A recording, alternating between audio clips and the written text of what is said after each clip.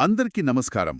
ఈరోజు మనం విజయానంద్ గురూజీ రాసిన దైవశక్తి అనే పుస్తకంలోని కొన్ని ముఖ్యమైన ఆలోచనల గురించి లోతుగా చర్చిద్దాం.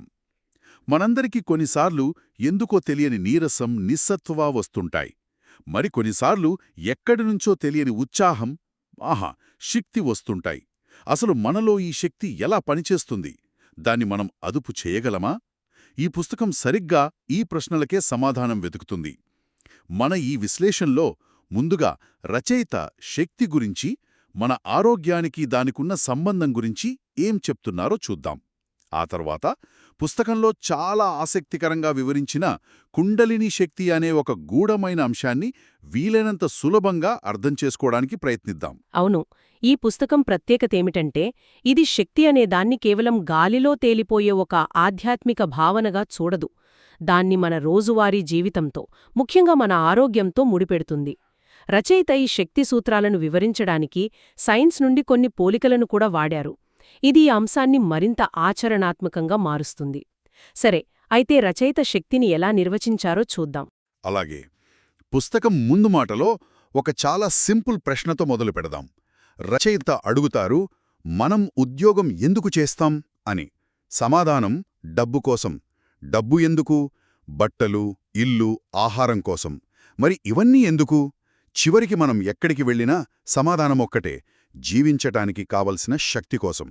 ఈ ఆలోచన విధానం చాలా బాగుంది కదా. నిజమే, చాలా ప్రాథమికమైన ప్రశ్న నుంచి మొదలుపెట్టారు. అంటే మన జీవితంలో ప్రతి పని వెనుక ఉన్న అసలు ఉద్దేశ్యం శక్తిని సంపాదించడమే అన్నమాట. అయితే మన శరీరం కేవలం బ్రతకటానికి ఒకే రకమైన శక్తిని వాడదు కదా. ఈ పుస్తకం ప్రకారం మనలో చాలా రకాల శక్తులు పనిచేస్తాయట. ఉదాహరణకు, చూడటానికి కాంతిశక్తి, వినటానికి శబ్దశక్తి, అవును, ఆహారం అరగడానికి రసాయన శక్తి, మన శరీర ఉష్ణోగ్రతను కాపాడటానికి ఉష్ణశక్తి, ఇలా చాలా ఉన్నాయి. ఇది శక్తిని ఒకే కోణంలో కాకుండా ఒక పెద్ద చిత్రంగా చూపిస్తుంది. మీరు చెప్పింది చాలా ముఖ్యమైన పాయింట్. ఇక్కడే రచయిత ఆరోగ్యం అనే పదానికి ఒక స్పష్టమైన నిర్వచనమిస్తారు. అదే సమతుల్యత. సమతుల్యత, బ్యాలెన్స్. ఖచ్చితంగా. ఈ శక్తులన్నీ మన శరీరానికి ఎంత అవసరమో అంత మోతాదులో, సరైన నిష్పత్తిలో ఉండటమే ఆరోగ్యం. ఎక్కువ కాదు, తక్కువ కాదు. ప్రతిదీ బ్యాలెన్స్డ్గా ఉండాలి. ఇది చాలా సూటిగా, సులభంగా అర్థమయ్యే నిర్వచనం. మరి అనారోగ్యమంటే ఏమిటి? అది కూడా అంతే సింపుల్గా ఉంటుందా?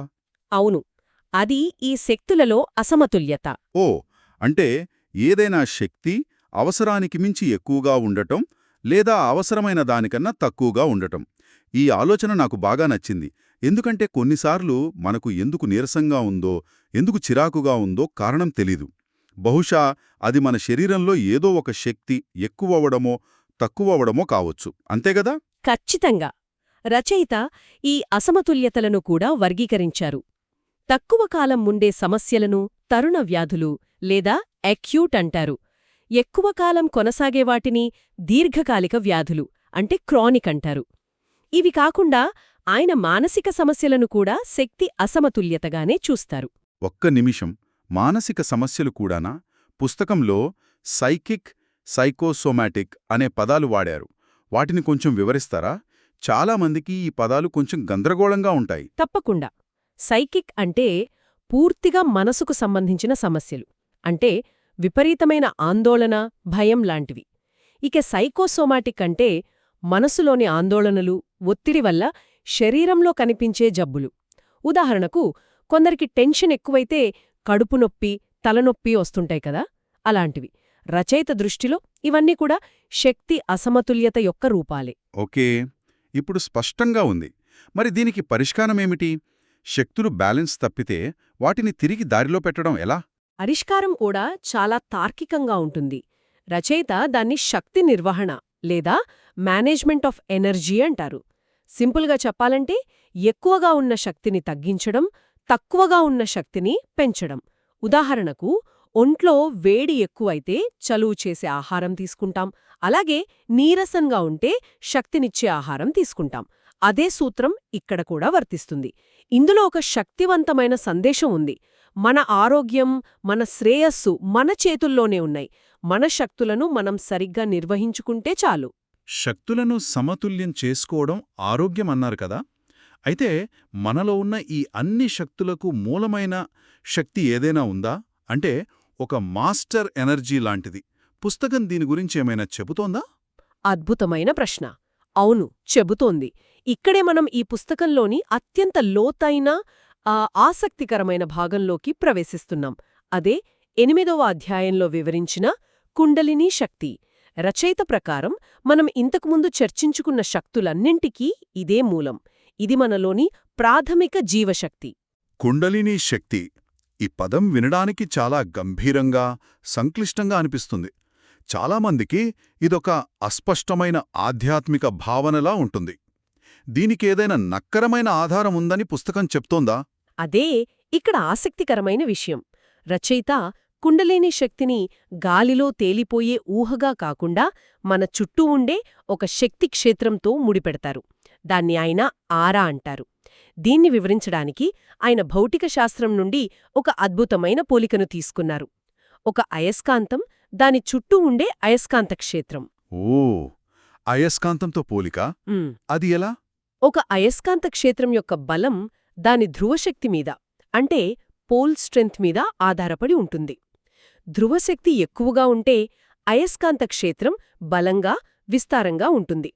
తక్కువగా ఉంటే బలహీనంగా ఉంటుంది.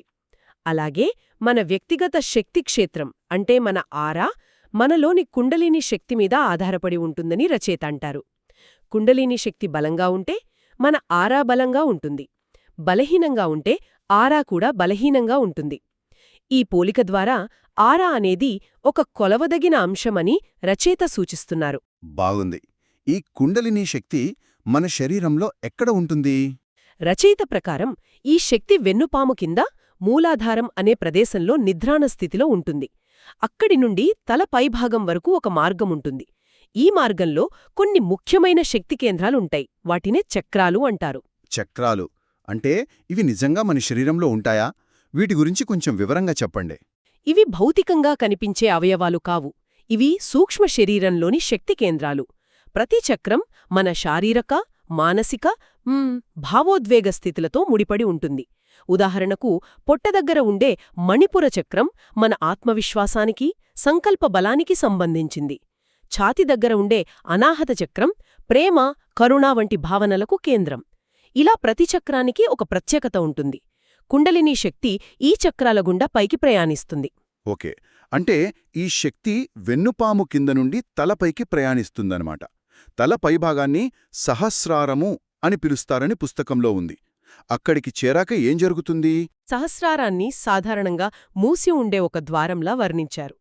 కుండలినీ శక్తి మేల్కొనడమంటే ఈ శక్తి మూలాధారం నుండి పైకి లేచి అన్ని చక్రాలను దాటుకొని చివరికి సహస్రారాన్ని తాకి ఆ మూసి ఉన్న ద్వారాన్ని తెరవడం. ఆ ద్వారం తెరుచుకుంటే ఏమవుతుంది? దాని ప్రాముఖ్యత ఏమిటి? దాని ప్రాముఖ్యత చాలా లోతైనది. ఆ క్షణంలో ఒక వ్యక్తి కేవలం తన అంతర్గత శక్తితో మాత్రమే కాకుండా అనంతమైన విశ్వశక్తితో లేదా దైవశక్తితో అనుసంధానమవుతాడని ఈ పుస్తకం చెబుతుంది. ఇదొక చిన్న నది పెద్ద సముద్రంలో కలవడం లాంటిది. ఆ అనుసంధానమే జ్ఞానోదయం లేదా అవేకనింగ్? ఖచ్చితంగా. అది కేవలం అంతర్గత ప్రక్రియ కాదు, ఒక పెద్ద అనంతమైన శక్తి వనరుతో ఏకం కావడం. ఇది వినడానికి చాలా శక్తివంతంగా ఉంది. అయితే ఈ కుండలినీ శక్తి స్థాయి ఎలా పనిచేస్తుంది? అది అందరిలో ఒకేలా ఉంటుందా లేక మారుతూ ఉంటుందా? ఇది మారుతూ ఉంటుంది. దీన్ని వివరించడానికి రచయిత మరో మంచి పోలికను వాడారు. మనం రక్తపోటును అంటే బీపీని కొలిచే యంత్రం ఉంటుంది కదా. అవును. అందులో గాలి పంప్ చేసినప్పుడు పాదరసం, మర్క్యూరీ పైకి లేస్తోంది కదా. ఆ పాదరసం స్థాయి మన కుండలినీ శక్తి స్థాయి లాంటిదని రచయిత పోల్చారు. ఒక్క నిమిషం. అంటే మనం చేసే పనులు మన శక్తి స్థాయిని ఒక బీపీ మీటర్లో లాగా పెంచగలవు, తగ్గించగలవని రచయిత అంటున్నారా? అది చాలా పెద్ద విషయం కదా. వేటి వల్ల ఇది పెరుగుతుంది, వేటి వల్ల తగ్గుతుంది? ఖచ్చితంగా. రచయిత చెప్పేది అదే. మంచి పనులు, ఆధ్యాత్మిక సాధన, ఇతరులకు సహాయం చేయడం వంటివి చేసినప్పుడు ఆ బీపీ యంత్రంలో పాదరసం పైకి లేచినట్టు మన శక్తిస్థాయి కూడా పైపై చక్రాలకు పెరుగుతుంది. ఉదాహరణకు మణిపుర చక్రం స్థాయి నుండి అనాహత చక్రం స్థాయికి. మరి చెడు పనులు చేస్తే? దానికి పూర్తి విరుద్ధంగా చెడు పనులు, స్వార్థపూరిత ఆలోచనలు, ఇతరులను బాధపెట్టడం వంటివి చేసినప్పుడు గాలి వదిలేస్తే పాదరసం కిందకి పడిపోయినట్టు మన శక్తి స్థాయి కూడా కింది చక్రాలకు పడిపోతుంది. ఇది శక్తి నిర్వహణకు ఒక నైతిక లేదా కర్మ సంబంధమైన కోణాన్ని జోడిస్తోంది.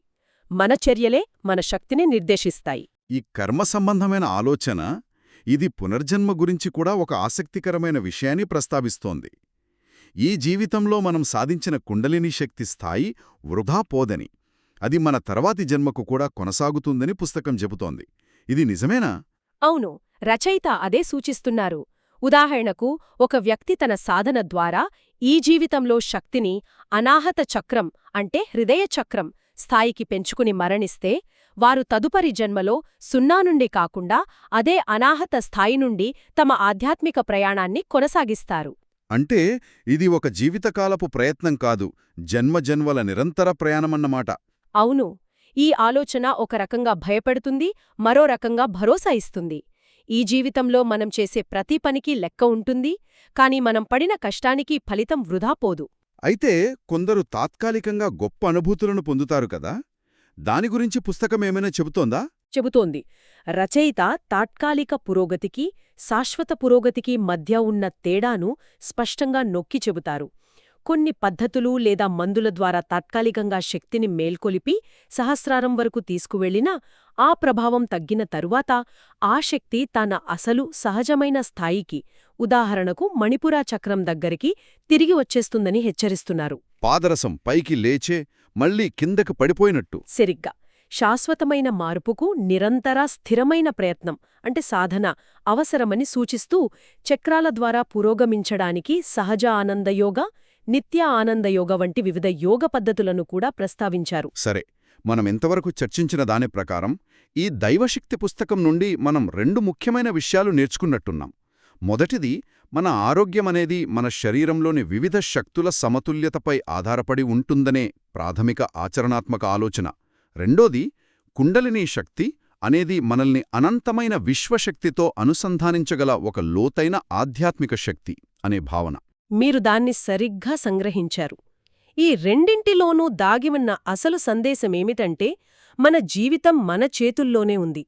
శారీరక ఆరోగ్యం కోసం సాధారణ శక్తులను నిర్వహించినా, లేదా ఆధ్యాత్మిక ఎదుగుదల కోసం కుండలిని శక్తిని పెంపొందించుకున్నా, రెండింటికీ మూలం మన చర్యలే. మనం తినే తిండి నుండి మనం చేసే ఆలోచనల వరకు ప్రతిదీ మన శక్తి ఖాతాలో జమ లేదా ఖర్చవుతోంది. శక్తి ఖాతా, ఈ పోలిక చాలా బాగుంది. అవును, రచయిత చెప్పేది కూడా అదే. మనం చేసే మంచి పనులు, మంచి ఆలోచనలు మన శక్తి ఖాతాలో డిపాజిట్లు, చెడు పనులు, చెడు ఆలోచనలు విత్డ్రాల్స్. పురోగతిని సూచించే ఊర్ధ్వగతి లేదా తిరోగమనాన్ని సూచించే అధోగతి. ఆ మార్గాన్నెంచుకోవడం పూర్తిగా మన చేతుల్లోనే ఉంది. అసలు ప్రశ్నేమిటంటే, మనం రోజూ మన ఖాతాని నింపుతున్నామా లేదా ఖాళీ చేస్తున్నామా? ఇది ఆలోచించాల్సిన విషయమే. ఈ పుస్తకంలో ఒకచోట, మంచి వ్యక్తి జ్ఞానాన్ని నేర్చుకుంటాడు, గొప్ప వ్యక్తి జ్ఞానాన్ని ఆచరిస్తాడు అనొక మాట ఉంది. ఆచరణ ముఖ్యమని. అవును, అది మనల్ని ఆలోచింపజేసే ఒక ప్రశ్నను మిగులుస్తుంది. మన శక్తి స్థాయి అనేది మన చర్యల యొక్క ప్రత్యక్ష ఫలితం అయితే, మనం ప్రతిరోజూ చేసే చిన్న చిన్న ఎంపికలను, అంటే మనం మాట్లాడే మాటలు, మనం చూసే సినిమాలు, మనం చేసే పనులను, వాటిని కేవలం యాదృచ్ఛిక సంఘటనలుగా కాకుండా, ఖచ్చితంగా అలా కాకుండా మన శక్తి వ్యవస్థలోకి మనం పంపే ఇన్పుట్లుగా భావిస్తే, మన జీవితం పట్ల మన దృక్పథంలో ఎలాంటి మార్పు రావచ్చు.